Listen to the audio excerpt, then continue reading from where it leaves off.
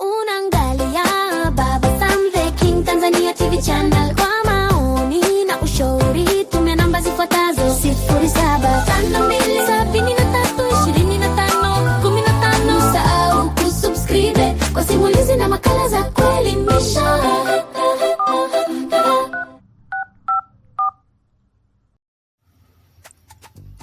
Uhali gani mpenzi msikilizaji wa simulizi za sauti? Karibu tena katika simulizi zetu za sauti ambazo umezoea kuzipata hapa. Na hii simulizi si nyingine, ni ile simulizi yako pendwa kabisa ambayo inaitwa Msaliti wa Mapenzi, sehemu ya 11. Kama utakuwa haujasubscribe channel yetu, inaitwa Baba Sam the King Tanzania TV channel, na chini ya video hii kuna kitufe ambacho kina rangi nyekundu, pia kina alama ya kengele. Ukigusa hapo moja kwa moja utakuwa ni mwanafamilia wetu wa Baba Sam the King Tanzania TV channel. Lakini kwa upande wa TikTok tunaitwa Baba Sam the King channel, Baba Sam the King channel. Maana yake ukiwa unaicheza hii video, juu upande wako wa mkono wa kulia kuna vitufe ambavyo utakavyoviona, lakini kuna kitufe kimoja ambacho kina alama ya msalaba. Lakini pia licha ya kuwa kama msalaba, kimeumbika kama msalaba, lakini pia kina alama ya kujumlisha. Basi hicho kitufe ndo unaweza ukakigusa hapo, moja kwa moja utakuwa umesubscribe, au kwa jina lingine kwa kule tunasema utakuwa umetufollow. Kwa hiyo tunachokuomba, tunaomba follow, like, share, comment ili tuweze kupata mchango wa mawazo yako. Sasa karibu sehemu yetu ya 11 ya simulizi yetu inayoitwa Msaliti wa Mapenzi, ili tuendelee kuidadavua tuweze kujua ni kitu gani ambacho kiliendelea. Baada ya kufanya mapenzi moja kwa moja, binti huyu wa kuitwa Flora Chama aliweza kumrudisha mpaka pale alipokuwa amekaa sebleni, na hatimaye akamuaga kwa upendo kabisa na kumpigia magoti kwamba kesho yake atakuja kumchukua ili waweze kwenda kupima, aangaliwe kama ana uwezo wa kufaa kutolewa figo. Na hivyo ndivyo ilivyo. Aliondoka. Ibrahimu Muhina alibaki akiwa ni mtu mwenye furaha, kwa sababu sasa amelionja penzi la binti huyu wa kuitwa Flora Chama. Amemuona. Hatimaye alianza kujizungumzia kimoyomoyo, huku akisema,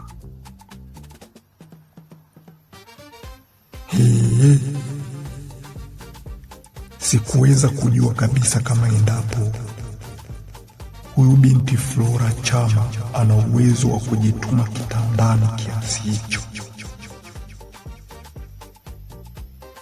lakini anaonekana ni kama mkubwa kuliko mimi.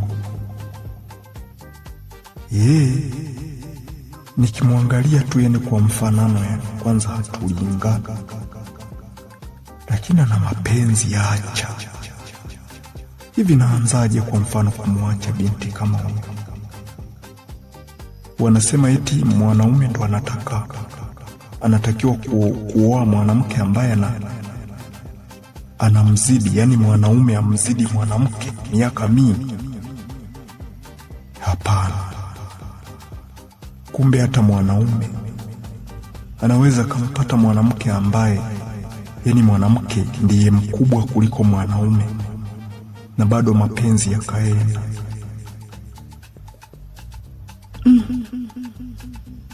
Sio kwa mapenzi hayo aise. Ina maana kayaibia wapi? Alishawahi kwenda Tanga? Anaweza kuyakata mauno vizuri. Ese huyu binti mimi simwachi. Narudia tena, huyu binti simwachi.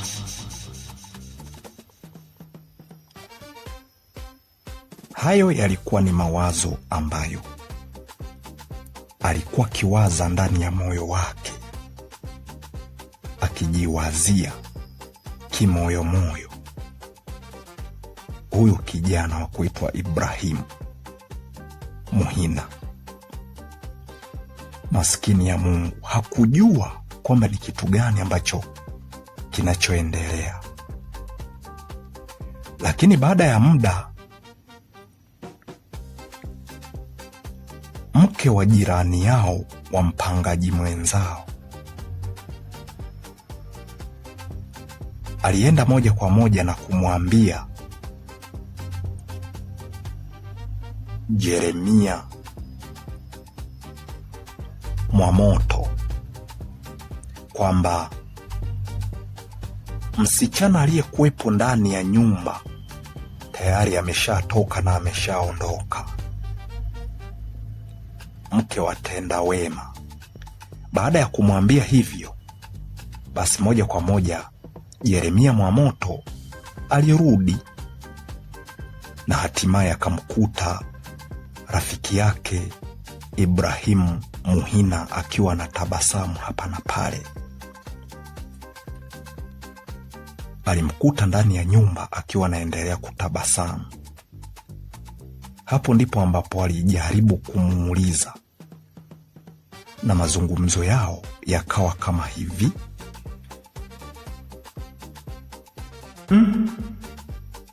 Rafiki yangu, ninaona kweli umetabasamu kweli.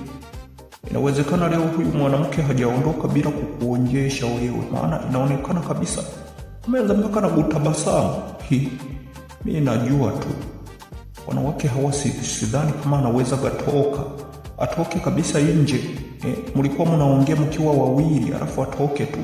Kama kweli amekupenda, atoke nje hivi hamjafanya chochote.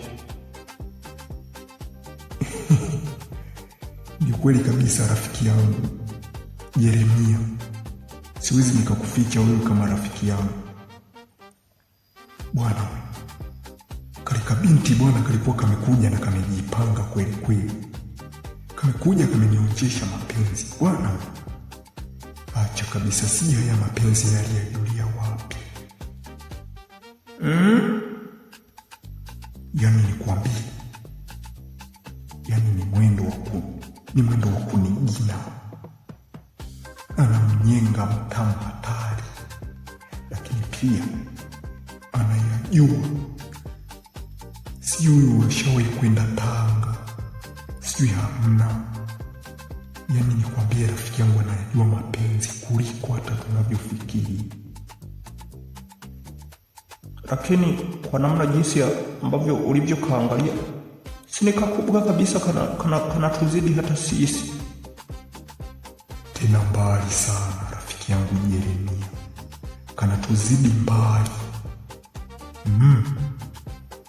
Yawezekana wewe ukawa unazidiwa hata miaka 7 hivi, alafu mimi ndani ya miaka 6 hivi 5 nitakuwa nazidiwa. Lakini kanajua mapenzi hatari. Yani mimi nimekapendea kwa mapenzi, alafu sasa kakiwa kanashusha mshindo, lazima utajwe majina yote. Mara baby, mara wangu wa moyo, mara nyingi. Yani kwa kweli kamenifurahisha kweli. Sawa bwana, mimi siwezi nikasema chochote kwa hapo. Mapenzi yana wenyewe, na sisi vijana ambao hatujapata wanawake inatakiwa tujipange. Kwa hiyo mumepanga lini ndo ambapo mtakapoweza kuoana? Lini ambapo mumepanga, ili na sisi tuanze kujipanga kabisa vizuri, tujiweke sawa kwa ajili ya shemeji kumupatia hata zawadi. rafiki yangu, mbona bado? Sasa kumbe tunakaona kako hivyo, kumbe na kenyewe kana matatizo. Kameenda kupima kakakutwa figo zake zote zimefeli. Mama, sasa hapo itakuwaje? Itakuwaje? Hujui mtu akishampenda mtu inatakiwa iwe. Mimi ndo nimekaambia kwamba kaende, alafu baadaye katakuja kunichukua kesho niende kupima kama endapo ninafaa kutolewa figo, ili niweze kutolewa figo na hatimaye nikapatia hata moja.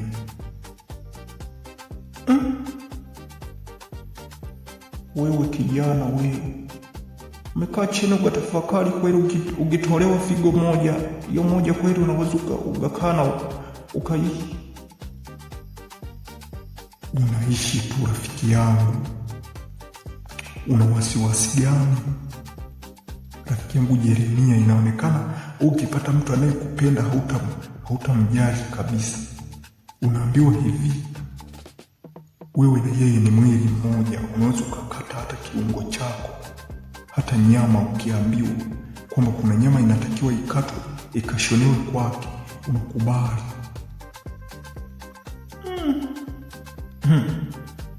Haya, hapo mimi sina maneno, ninawasikiliza tu nyinyi. Nini ambacho kitakachoweza kujiri? Basi kwa hiyo kesho unakuja kuchukuliwa hapa. Ndio hivyo rafiki yangu.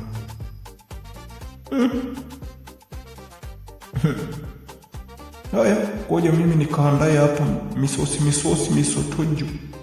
Unajua sisi wanaume ndio tunapika hapa. Ndio maana ninahitaji Flora Chama aje atupikie. Ingawa leo hakuja vizuri kabisa, lakini naamini ipo siku atatupikia. Sawa bwana. Mimi nipo, acha kwanza niandae masotojo hapa.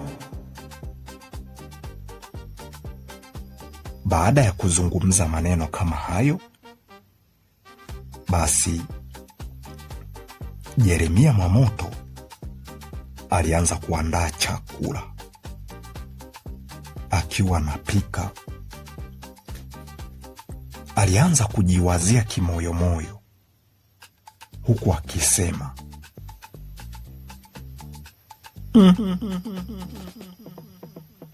huyu mwanamke kweli atakuwa amekuja kweli kwa heri. Ewe Mwenyezi Mungu, hebu jaribu kwanza kumupa rafiki yangu ajielewe kwamba yeye ni nani. Asi wamekuja kumfanyia ujinga, alafu kesho na kesho kutwa rafiki yangu ayabaki analia tu peke yake. Itakuwa sio vizuri. Kwa hiyo tunakuomba Mwenyezi Mungu, kama endapo atakuwa ni mubaya, basi utuepushie. Mambo mabaya yasimkumbe rafiki yangu. Itakuwa ni hatari sana. Ni hatari sana. Baada ya kuzungumza mambo hayo kimoyomoyo, siku hiyo walikula chakula cha mchana, na ilivyofika jioni wakachemsha kile chakula wakala. Kama kawaida, usiku akatoka Bwana Jeremia na kuelekea kwa tenda wema kuangalia skirini hapa na pale, tamthilia mbalimbali.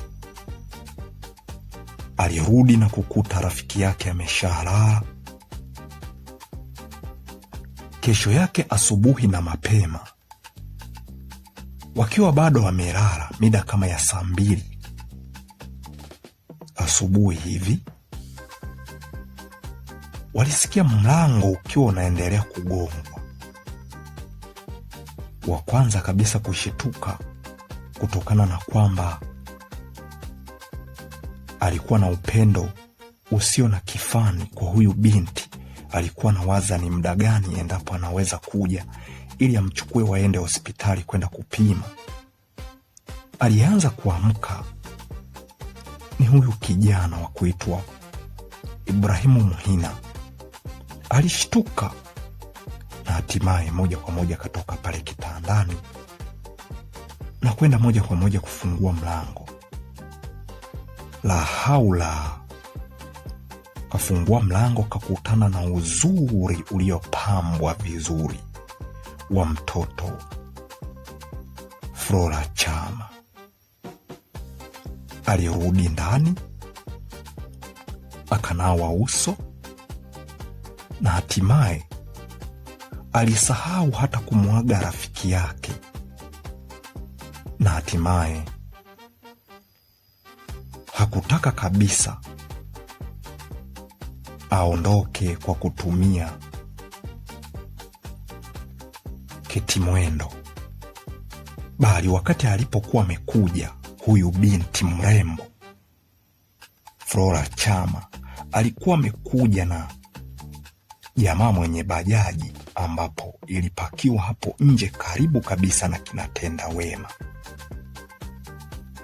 Kwa hiyo alivyokuwa anataka kuchukua kitimwendo chake kwamba labda na yeye anaweza kumuasisti awe asistanti wake ili waweze kwenda pamoja, alikataa na kumwambia akiache hicho kitimwendo hatimaye waondoke. Kutokana na kwamba miguu yake haina nguvu, basi alichokifanya Flora Chama aliamua kumnyenyua, akambeba mgongoni, akamwambia apande mgongoni, akakaa mgongoni. Binti huyu akatoka nje akiwa amembeba mgongoni mpaka pale karibu na bajaji. Hapo ndipo ambapo alipomshusha na kuingia ndani, akaanza kumvuta taratibu, na yeye akaingia mle ndani ya bajaji akakaa. Moja kwa moja dereva aliingia ndani ya bajaji hiyo, wakaanza safari. Moja kwa moja walitumia ndani ya lisali moja kutoka eneo ambapo walipokuwa wamepanga akina Ibrahimu mpaka eneo lilipo hiyo hospitali. Hatimaye walifika, akashushwa vizuri kabisa, kabebwa tena mgongoni, akaingia naye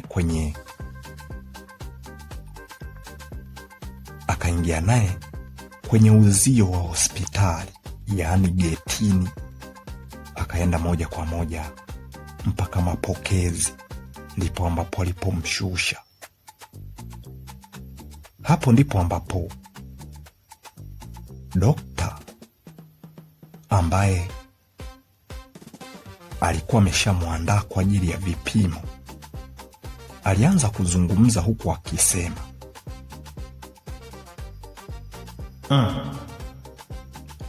mbona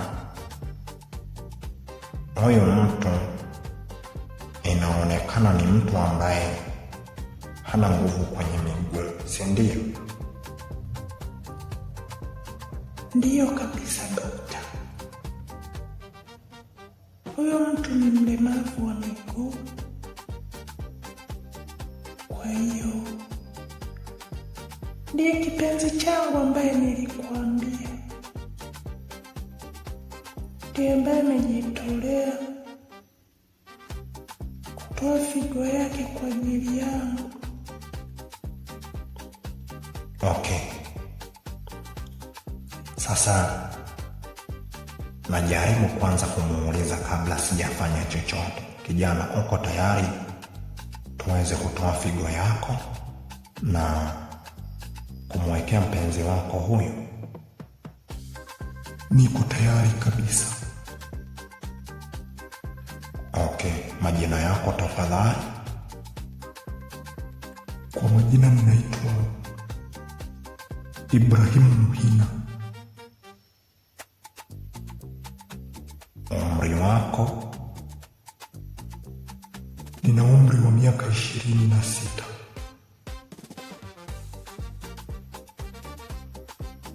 Okay. Vizuri.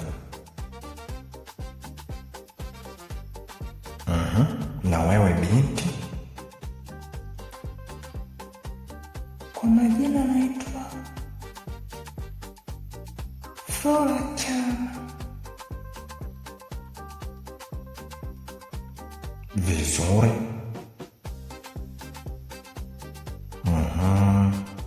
Umri wako? Nina miaka 32.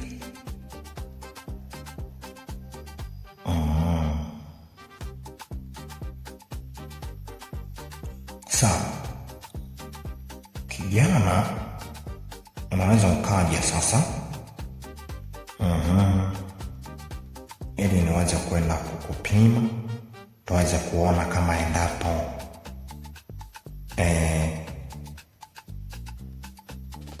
damu yako pamoja na figo kama inaweza kuendana na huyo kipenzi chako Flora. Kwa hiyo naomba usiogope wakati tunaendelea kufanya mchakato wa vipimo. Sawa?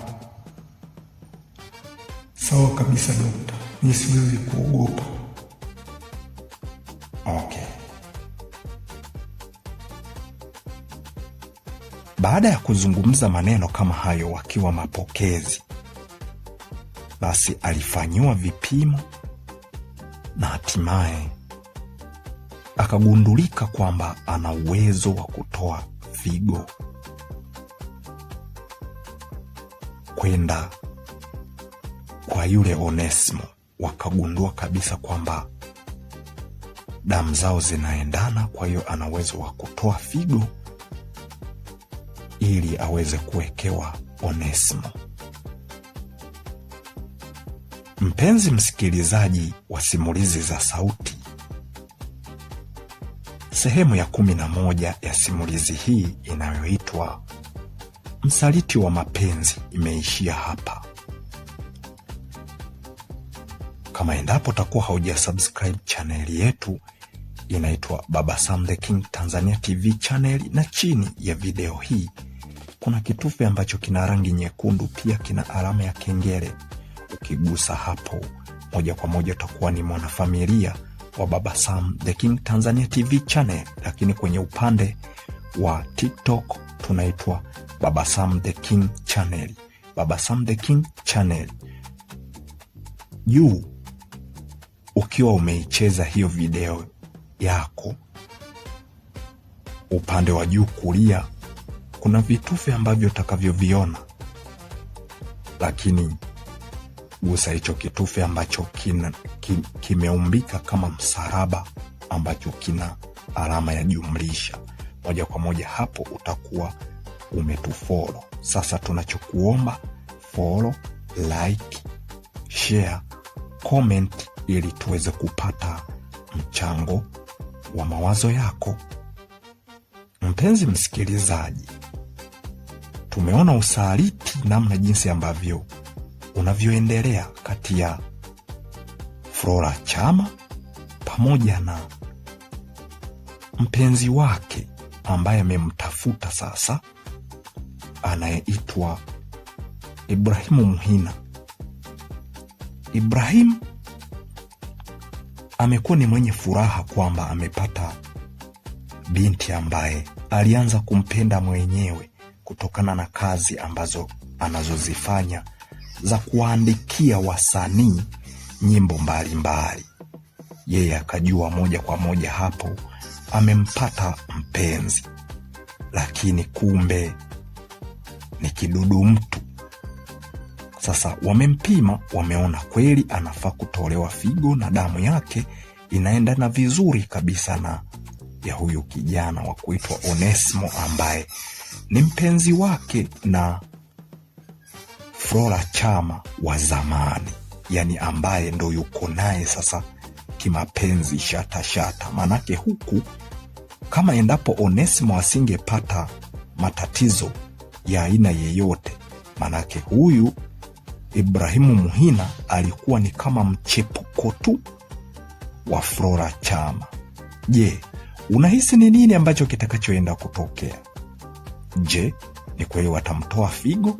Na watakapomtoa figo, nini ambacho kitakachoendelea? Ibrahimu atafurahi. Na vipi kama endapo atakuja kugundua kwamba yule mtu anayemtolea figo sio Flora Chama? Nini kitakachokuja kutokea kwa huyo kijana wa kuitwa Ibrahimu Muhina? Tuendelee kuwa pamoja, endelea kuifuatilia mpaka mwisho ili uweze kujua ni kitu gani ambacho kitakachoendelea. Mimi ni Hasdi02 Baba Sam the King, ni kuage niseme kwa heri mpaka sehemu ijayo.